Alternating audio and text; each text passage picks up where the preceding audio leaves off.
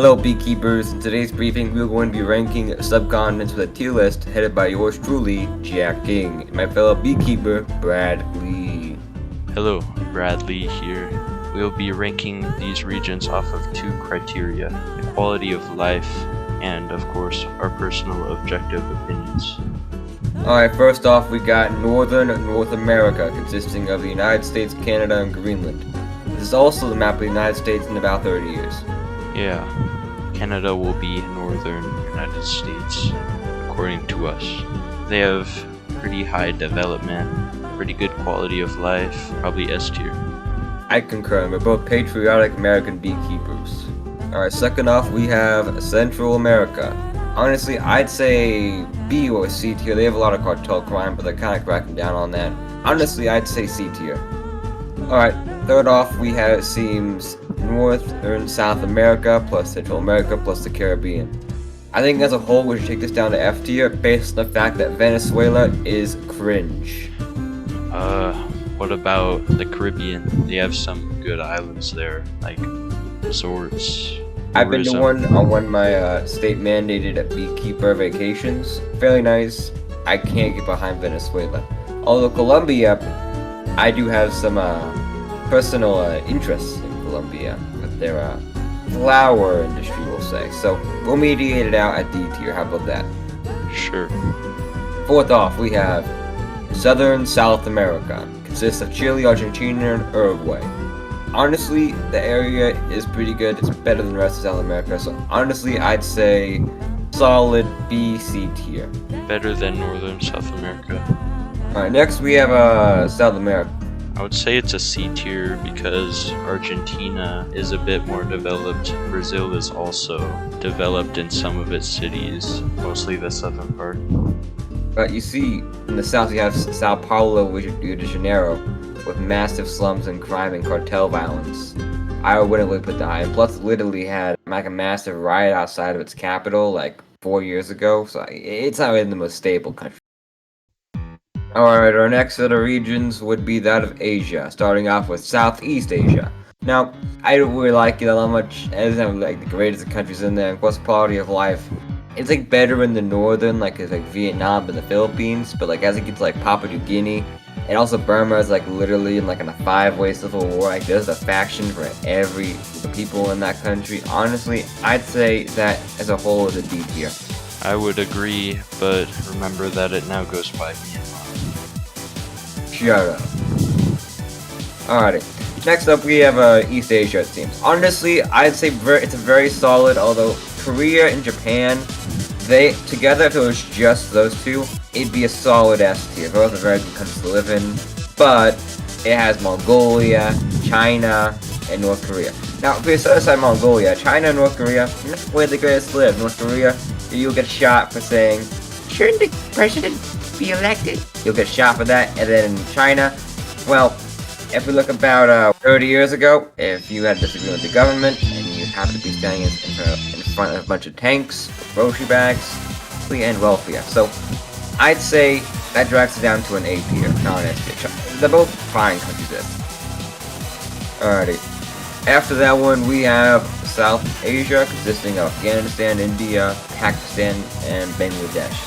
Now, they're all going pretty good except Afghanistan. It would put it at a B tier, although, you see, the issue is that it seems like these countries as a whole, they never knew what deodorant was, so that takes it down massively to, I'd say, a C tier. Pakistan, Afghanistan, India, they were formerly colonized, so they haven't been able to develop that much. Well, India's getting better, but the Afghanistan headed by a literal terrorist organization. After that one, we have the forgettable region, Central Asia. So, no one really cares about them. They were part of like Russia for like the majority of their lifetimes, but then they got independence like 30 years ago, and now we are. So, what I'd say is the quality of life isn't that bad. They kind of all chill out with each other. So, I'd say C tier. There's not really much going for it. We just kind of bleh. I would argue that it is B tier because of Kazakhstan. It is the greatest country in the world per detail. Final one of Asia, the Middle East, which includes Arabia, Persia, and Anatolia, as well as the Caucasus.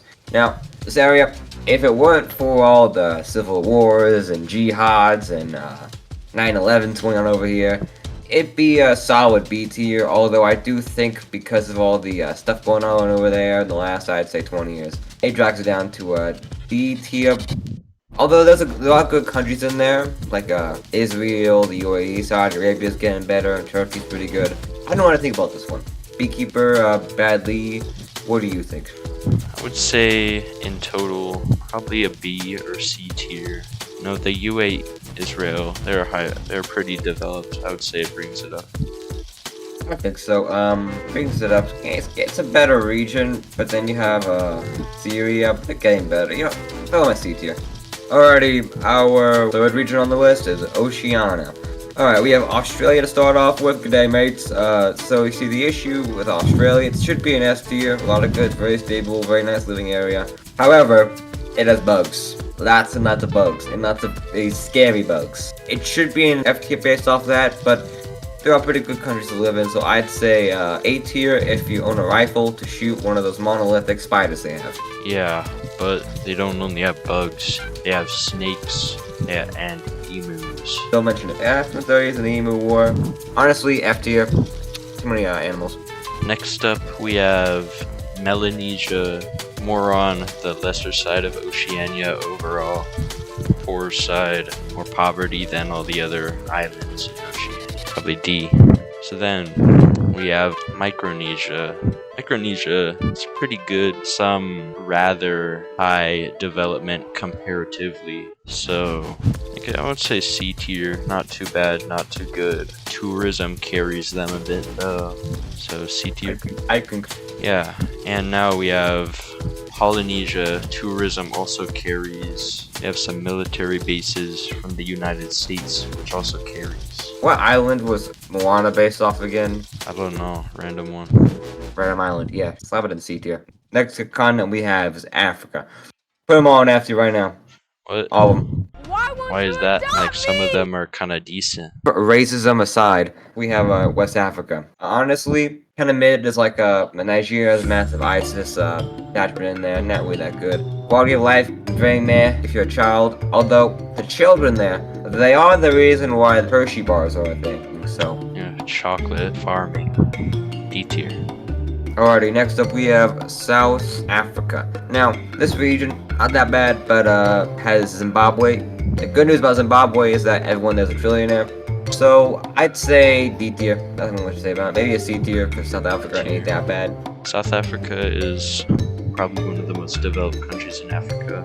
On the list, next up we have is East Africa. Not the bad, kind of chill. It has South Sudan, Ethiopia on there, and Somalia. Not only these countries. If you ignore that and just purely look at the definition, East Africa being Tanzania and all those other countries there. Too bad, not too bad at all. Honestly, I'd say we go as far as putting them B tier. Are you sure though? I wouldn't say it's quite as high as B tier. Still a lot of poverty. B tier, like, we have Central Asia in there, Southern South America, most of South America, so I'd say it could go with them. I concur. Alright, next up we have North Africa. Pretty good. Just kind of drawback because that has Libya. Libya isn't really the greatest, but they're all kind of chill. Algeria, home of great leaders. Morocco, pretty good. Tunisia, not bad. Libya, meh. And then you have Egypt. Egypt has pharaohs and cool stuff. So honestly, B tier. What's bringing it down is the Sahara Desert and the Sahel. It's no one lives there anyway. Alright, last up here, F tier.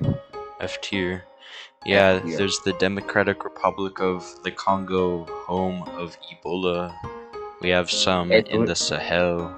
We have Sahara Desert, all of that stuff. So It's literally being invaded right now by Rwanda. Rwanda. How do you get invaded by Rwanda? Anyway, so yeah, F tier. Alrighty, last going on the list, we have Europe. Very, very cool there.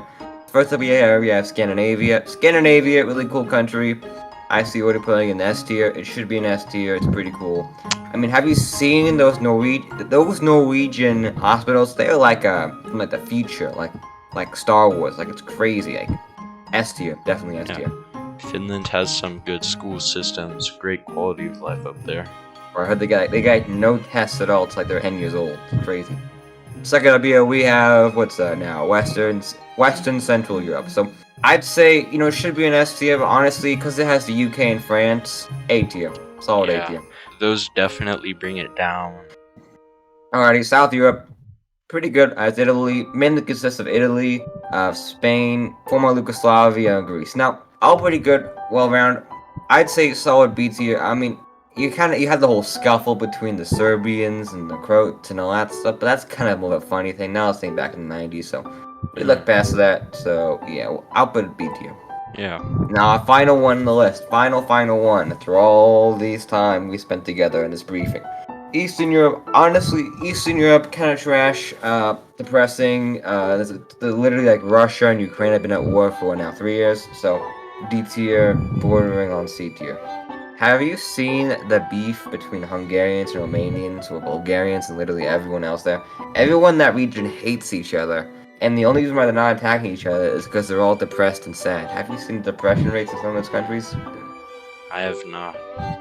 Crazy, like Eastern Europe is also a lot more poor than the rest.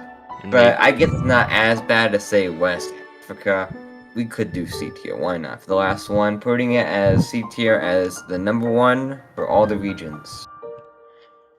thank you for watching this far into our briefing. Please like and subscribe if you have not. It helps our small channel grow to even bigger sizes and spreads our great message. Beekeepers out.